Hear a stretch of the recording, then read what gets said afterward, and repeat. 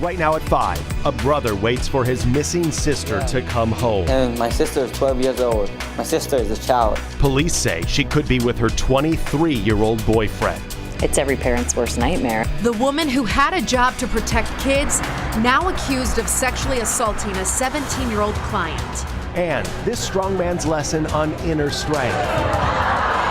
His impact on kids living through the tough years. Everyone is special in their own way, and no one should be treated differently than anyone else.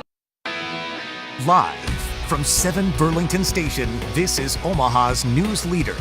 KETV NewsWatch 7 at 5. Police are actively searching for this 12-year-old girl. She's been missing for more than a week. They think Paku is with her boyfriend, a man who's 11 years older than her. But officers claim she's not in danger. KETV NewsWatch 7, Sarah Feely's live at police headquarters. Sarah.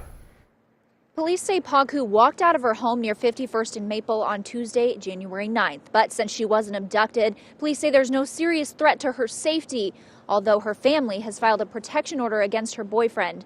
Omaha police say Paku has a history of running away. Her family says she's been found before with her boyfriend, 23-year-old Ether Guerre.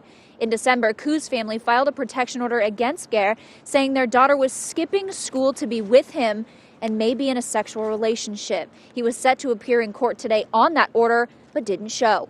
But police say they're not aware of that legal paperwork and don't have evidence to support any sexual assault charges. Their focus is on finding Ku first, then investigating their relationship. Her brother saying his family is desperate to find her. My dad looked for her like almost 24/7. My dad only come home for 1 or 2 hours, and then he'd get out again looking for her all day and all night. Police say they don't believe the pair is outside of Omaha and say she has been found with friends and family in the past, but after checks of those addresses, nothing's turned up. Now here's another look at her. She's 5 feet tall and weighs 100 pounds. If you see her or her boyfriend, call 911. Reporting live at police headquarters, Sarah Feely, KETV News Watch 7. All right, Sarah, thank you. Her job was to work with vulnerable children, wards of the state, kids who needed a safe place. Now, this former employee of the Child Saving Institute is charged with first-degree sexual assault. Police say 23-year-old Hannah Dickerson had a sexual relationship with a 17-year-old client. The Child Saving Institute learned about the allegation and then contacted law enforcement. The victim said the two had sex several times, disclosing that to police during an interview. Prosecutors say they will formally file charges tomorrow. Whenever you have a situation where vulnerable kids are placed in a place, where they're supposed to be protected and something like this happens, it sends just shivers down your spine. The Child Saving Institute tells KETV NewsWatch 7 all employees undergo a criminal and abuse background check. It also adds it notified law enforcement when it learned of the allegations, and it is, quote, deeply saddened by this situation. Everyone should be treated equally, and he shouldn't have been treated like that. Have you ever been treated like that? I have. I'm sorry, buddy. Feelings sometimes you can't hold back. This is how Raymond Ryan reacted to a powerful assembly today at La Vista Middle School. The speaker is a man listed in the Book of World Records for his physical strength.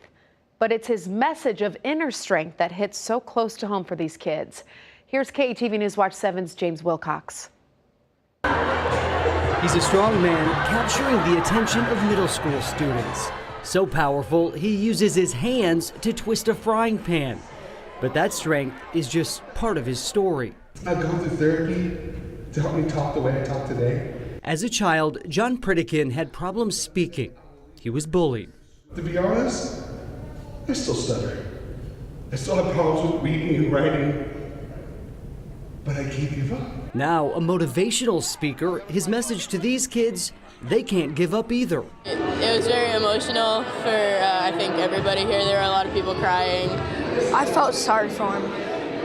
I felt that everyone should be treated equally, and he shouldn't have been treated like that. Even as middle schoolers, some of these kids have already learned adult lessons. Last year, I lost a friend to suicide, and so Raymond Ryan wishes his friend could have been there to hear it. And so it just It feels to me that his message could send people who are depressed and have like anxiety, and to me it feels like it could send a different message to them and tell them that they're wanted in this life. Students learning that strength isn't just about breaking baseball bats. It's about standing up for each other and standing up for who you are. In La Vista, James Wilcox, KETV, NewsWatch 7. Well, you saw John twist that frying pan. That is what has him as a Guinness World Record holder. He has traveled to schools across the world, sharing his message with more than 8 million kids.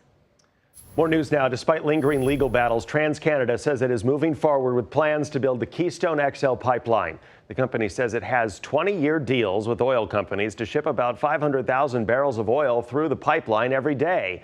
Bold, Nebraska opposes the pipeline, and in a statement today, the group calls TransCanada's announcement, quote, shockingly weak. It says the pipeline won't be built and that the approved route is illegal. You'll recall Nebraska regulators approved an alternate route in November. It was not the one that the Canadian company wanted. TransCanada says it hopes to begin construction in 2019. The man who police say cut a Walgreens employee with a machete stood before a judge today. He's 33-year-old Kevin Mitchell, and he won't get out of jail without paying 10% of his $325,000 bond. A police report says he pulled the knife out during a robbery Wednesday night at the 30th and Dodge store in Omaha. Police say Mitchell cut it across an employee's arm and said, quote, see, it's sharp. The employee just had a raised welt and scratches. We move to the weather at 5 o'clock. Warmer today. Nothing compared to what we could see tomorrow, though. First, tonight's forecast. Meteorologist Sean Everson is in for Bill tonight with the upfront forecast. Sean. Oh, Melissa, finally getting those temperatures back up above freezing for pretty much everybody, though we did see a few more clouds move in here this afternoon. Those high clouds after seeing a little bit more sunshine earlier in the day. Still above freezing in Omaha right now, 33 degrees, 38 in Lincoln. Check out to the west, 43 in Columbus, 41 in York. Still a little bit breezy, south breeze, 5 to 15 miles per hour. So a few spots experiencing a little bit of that wind chill, but we'll keep those high clouds around this evening. Temperatures dropping back into the 20s. More on a warm-up tomorrow coming up in a little bit. David, Melissa. Sean, thank you. Now the latest on the nationwide flu outbreak. 414 new cases reported just last week in Douglas County. KETV NewsWatch 7's Aaron Hassanzadeh continues our coverage at 5 with a look at how caregivers are keeping kids from getting sick. The recent increase of flu cases here in the metro has local child care centers stepping up their game.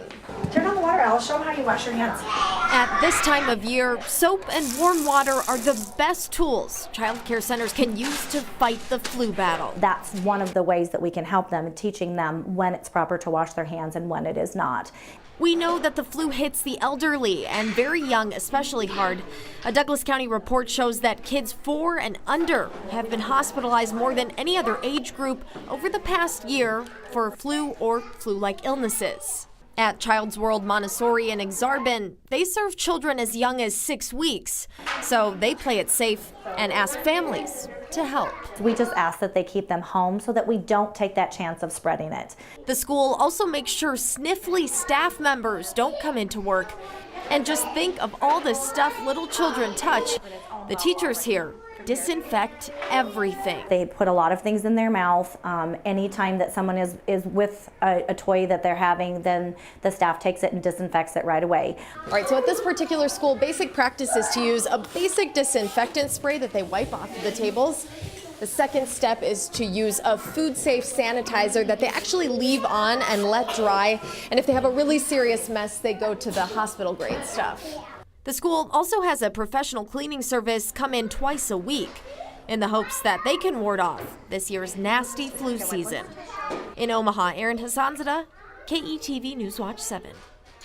All right, experts say it's not too late to get a flu shot. Another practical thing you can do, clean off surfaces that you use frequently, like your wallet or your purse, and don't forget your cell phone. Right now, supporters of Omaha's streetcar proposal are holding a meeting so they can outline their argument. It's going on right now at Commerce Village, just north of 10th and Pacific, until 6 o'clock. Organizers are talking about what issues the streetcar would help address. And another meeting tonight for 114th Street drivers. Crews are planning a major project there. They're going to widen 114th from Burke to Pacific. And that's an area that's filled with homes. You can weigh in on the proposed 5-phase project tonight at Burke High School. The meeting starts at 6 o'clock in the cafeteria. If you can't make it, there is information online at keepomahamoving.com. We're following breaking news from Pennsylvania. A U.S. Marshal shot and killed while serving a warrant. 45-year-old Christopher David Hill was an 11-year veteran of the agency and an Army veteran. Investigators say the man was making threats, then opened fire. Authorities killed him, but they haven't released his name. One of the children found shackled and starved in California plotted her escape for 2 years.